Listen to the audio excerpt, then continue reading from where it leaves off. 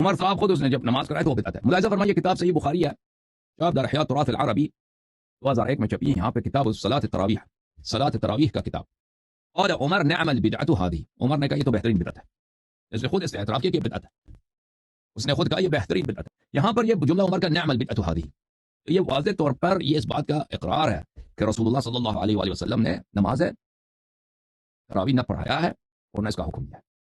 کیونکہ ایک شے بدعت اسی کو کہتے ہیں, لیکن لغوی لحاظ سے بدعت اسی کو کہتے ہیں نئی چیز کو, جس کا پہلے کوئی مثال سابق نہیں ہے, جس کا کوئی اور شبیہ سابقا نہیں ہے, اس کو بدعت بولتے ہیں.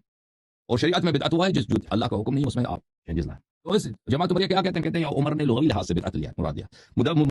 لغوی لحاظ سے اس نے بھی مراد لیا ہو نا, اس سے کوئی فرق نہیں پڑتا. اس کا لازمہ یہی ہے, اس کا لازم یہی ہے کہ لغوی بدعت کہنے سے یہ بات لازم آتی ہے کہ شرعی بھی یہ بدعت ہو, کیونکہ لغوی بدعت وہ ہے کہ جو اس چیز کا مثال نہ ہو سابقا. شیطان ابلیس یاری صاحب, اگر عمر رضی اللہ عنہ کا نبی کی تراویح کی سنت کو زندہ کر کے اچھی شروعات یعنی اس کو بدعت کہنا, اگر آپ کے نزدیک یہ شرعی بدعت ہے تو مولا علی پر کیا حکم لگاؤ گے؟ کیونکہ انہوں نے فجر کی نماز میں قنوت یعنی قنوت نازلہ پڑھی. دلیل مصنف ابن ابی شیبہ حدیث نمبر 7055, اور یہ عمل کو صحابی رسول طارق بن اشیام رضی اللہ عنہ نے بدعت قرار دیا. دلیل سنن نسائی حدیث نمبر 1081. حالانکہ قنوت یعنی قنوت نازلہ پڑھنے کا ثبوت نبی صلی اللہ علیہ وسلم سے بھی ملتا ہے. دلیل جامع ترمذی حدیث نمبر 401, نبی صلی اللہ علیہ وسلم فجر اور مغرب کی نماز میں قنوت یعنی قنوت نازلہ پڑھتے تھے. یہاں پر ہم آپ کی غلط فہمی بھی دور کر دیتے ہیں. اس حدیث کی شرح میں امام ذہبی فرماتے ہیں اپنی کتاب تنقیح التحقیق میں, یقینی طور پر یہ بات معلوم ہے کہ ان لوگوں نے یعنی نبی صلی اللہ علیہ وسلم اور صحابہ نے قنوت نازلہ پڑھی. بس اس حدیث میں یہ بات نہیں کہ انہوں نے کبھی بھی قنوت نازلہ نہیں پڑھی, بلکہ اتفاق سے طارق بن اشیام رضی اللہ عنہ نے ان میں سے ہر ایک کے پیچھے نماز پڑھی اور جو دیکھا ان کی خبر دی. تو ان کی حدیث مجموعی طور پر اس بات پر دلالت کرتی ہے کہ وہ لوگ کسی دائمی اور ہمیشہ پڑھے جانے والے قنوت کی پابندی نہیں کرتے تھے. اصل میں آپ نے کبھی بدعت کی تعریف پہ غور نہیں کیا. یہ لیجئے بدعت کی تعریف. دلیل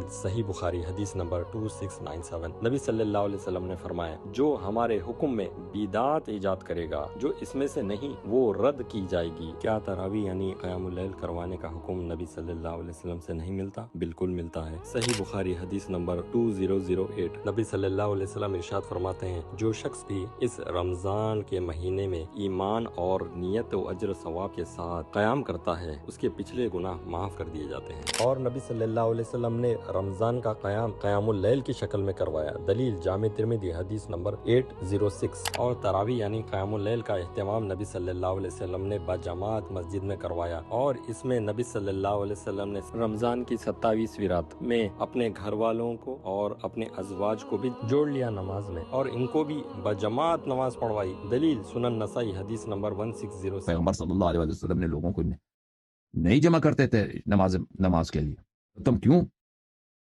تمہیں کیا حق ہے؟ عمر کے اس اعتراف کی شرح آپ کو پیش کرتے ہیں. انہوں نے کیا کہا؟ یہ کتاب المدخل الى سنن الكبرى للحافظ ابی بکر البیہقی, جزء اول, شعب اضواء السلف, کتاب چھپی ہے سنہ 1420 میں ریاض میں. یہاں پہ عمر نے کہا, صفحہ نمبر 226, عمر نے کہا نعمت البدعۃ هذه, یہ بہت بہترین بدعت ہے. اس کی شرح میں کہ اس سے کیا مراد ہے؟ انها یعنی انها محدثۃ لم تکن, یہ ایک نئی چیز ہے, نئی ایجاد, اس سے پہلے نہیں تھی یہ چیز.